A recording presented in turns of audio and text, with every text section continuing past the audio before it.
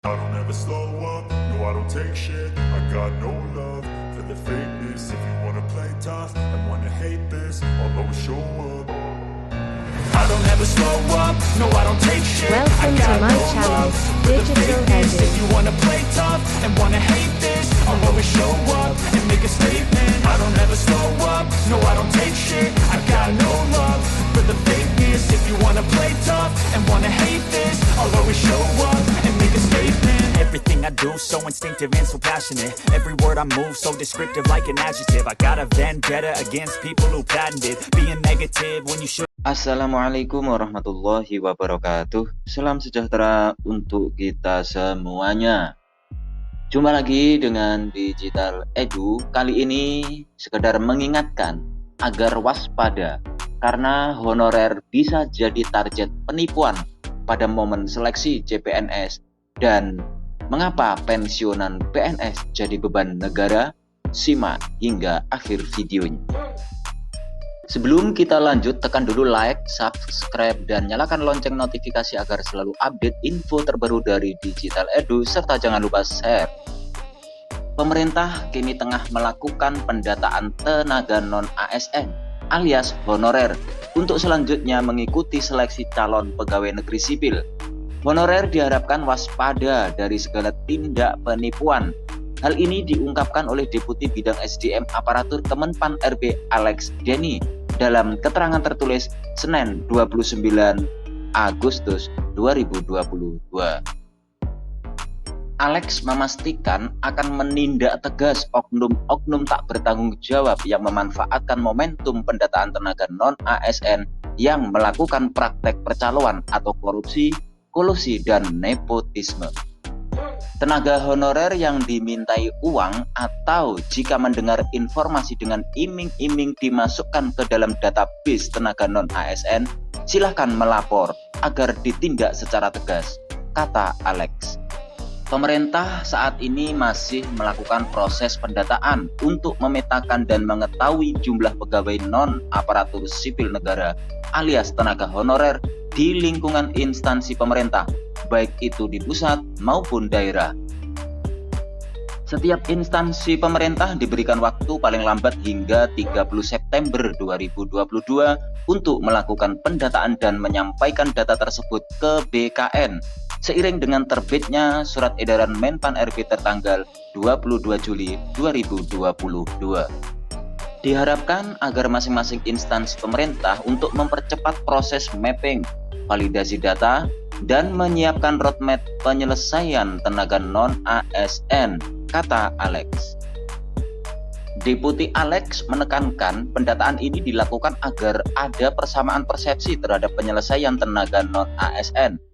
Alex pun menegaskan bahwa pendataan ini bukan untuk mengangkat tenaga honorer menjadi PNS tanpa melakukan tes, melainkan mencari solusi atas persoalan ini. Alex mengatakan setelah pemetaan ini utuh, maka akan disusun kebijakan untuk menyelesaikan permasalahan sesuai kebutuhan formasi. Saat ini Kementerian Pan RB telah berkoordinasi dengan instansi terkait, terutama terkait kebutuhan guru hingga tenaga kesehatan. Sementara di lain tempat, Deputi Bidang Sistem Informasi Kepegawaian BKN, Suharmen, mengemukakan instansi pemerintah bisa memasukkan data dan tenaga non-ASN pada laman https://pendataan non-asn.bkn.go.id yang memang telah disediakan oleh BKN. Portal tersebut dibangun agar tenaga non-ASN bisa melakukan konfirmasi keaktifan sebagai tenaga non-ASN. Mereka juga bisa melengkapi data atau memperbaiki data yang diinput oleh admin atau operator instansi. Tenaga non-ASN bisa memperbaiki daftar riwayatnya sejak kapan dia menjadi tenaga non-ASN disertai bukti, sehingga kita bisa memetakan sudah berapa lama mereka menjadi tenaga non-ASN, kata Suharmen. Nah, di saat pemerintah melakukan pendataan honorer dan rencana pembukaan seleksi CPNS dan P3K, di lain sisi, mengapa pensiunan PNS jadi beban negara? Ini biang keroknya. Salah satu pekerjaan sebagai pegawai negeri sipil digemari adalah karena meski sudah pensiun masih mendapatkan gaji dari negara. Justinus Prastowo, staf khusus Menteri Keuangan, buka suara perihal skema pensiunan pegawai negeri sipil yang dianggap telah memberatkan anggaran pendapatan dan belanja negara atau APBN. Dalam rapat kerja bersama Komisi 11 DPR RI, Menteri Keuangan Sri Mulyani Indrawati menyebut skema penyaluran dana pensiun bagi abdi negara telah membebani negara yang nilainya bahkan mencapai 2.800 triliun rupiah. Sri Mulyani ingin agar skema tersebut diubah. Kembali Prastowo buka suara pasca derasnya kritikan yang ditujukan kepada Sri Mulyani setelah mengeluarkan pernyataan bahwa skema pensiunan PNS telah membuat negara terbebani.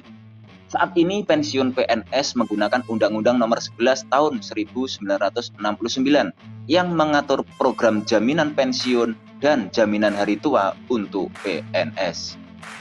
Jaminan pensiunan PNS selama ini menggunakan skema Pay as you go, di mana penghitungan skema ini adalah dana pensiun dari hasil iuran PNS sebesar 4,75% dari gaji yang dihimpun PT Taspen, ditambah dana dari kas keuangan negara. Ini merupakan mandat Undang-Undang Nomor 11 Tahun 1969 memang demikian, sampai terbentuknya dana pensiun, kata Prastowo. Pembayaran manfaat pensiun APBN diperuntukkan bagi pensiunan pusat maupun daerah, termasuk janda atau duda maupun anak-anak yang masih sekolah. Alhasil dana pensiun pun meningkat setiap tahunnya. PNS selama ini dikenakan potongan 8% dengan rincian 4,75% untuk program jaminan pensiun dan 3,25% untuk program jaminan hari tua. Iuran 4,75% tersebut diakumulasikan sebagai akumulasi iuran pensiun atau AIP dan bukanlah dana pensiun. Kemudian iuran 3,25% dikelola PT Taspen dan diterimakan sekaligus saat PNS pensiun, kata Prastowo. Pernyataan Prastowo tadi merujuk pada peraturan pemerintah nomor 20 tahun 2013 tentang asuransi sosial PNS yang mewajibkan semua instansi pemerintah baik di pusat maupun daerah wajib memotong 8% dari penghasilan bulanan PNS setelah dikurangi dana tunjangan pangan. Jadi jelas kenapa pensiun jadi beban APBN, karena sampai saat ini manfaat pensiun PNS pusat dan daerah masih dibiayai pemerintah melalui APBN. Karena perlu dilakukan perubahan skema agar kewajiban tersebut terkontrol. Sebelumnya Sri Mulyani pernah menyebut bahwa dengan skema dana pensiun yang saat ini diberlakukan akan menyebabkan resiko jangka panjang. Sebab dana pensiun akan dibayarkan secara terus-menerus bahkan hingga pegawai meninggal. Ini tidak kesimetrian, ini memang akan menimbulkan suatu risiko dalam jangka yang sangat panjang. Apalagi nanti kalau kita lihat jumlah pensiunan yang akan sangat meningkat. Pungkas Sri Mulyani. Demikian kabar kali ini, semoga informasi ini bermanfaat untuk kita semuanya. Terima kasih Bapak Ibu sudah menonton Digital Edu. Jangan lupa subscribe, like, comment, and share, serta nyalakan lonceng notifikasi agar selalu update info-info terbaru dari Digital Edu. Semoga kita diberi kemudahan dan kelancaran dalam segala urusan, diberi kesehatan, rezeki yang berkah, dan panjang umur. Saya mewakili Digital Edu, mohon maaf jika ada kesalahan, dan sekaligus saya mohon undur diri. Sampai jumpa pada video selanjutnya. Sekian, wassalamualaikum warahmatullahi wabarakatuh.